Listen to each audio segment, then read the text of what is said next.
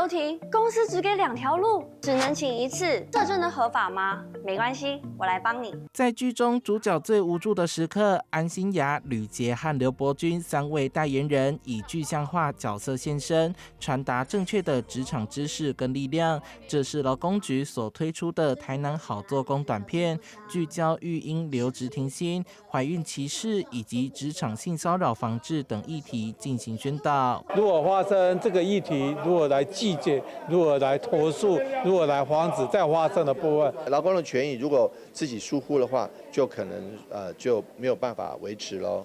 所以要重视自己的权益，必须要有这个权利的意识，要有这个权利意识，要找对的人来宣导。劳工局指出，台南市去年受理怀孕歧视申诉有8件，育婴假7件，其余为安胎假与性别权益等等。这几年更因为性别平等工作法修法，加强职场性骚扰防治，相关申诉案件显著上升。去年总共受理167件，其中职场性骚扰127件，占76%，已成为最大宗。不知道该怎么去争取。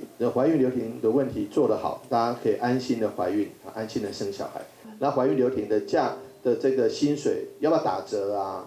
那老板可不可以拒绝啊？或者是说什么最近公司案子多，忙着外销啊，所以这类的问题。安心雅也化身主持人，当场拷问黄伟哲：职场上难免会发生性别平等、霸凌或劳工权益受侵害等问题，是否将持续作为劳工的坚强后盾，提供必要协助？同时透过多元方式宣导，希望唤起劳工与雇主的共同重视。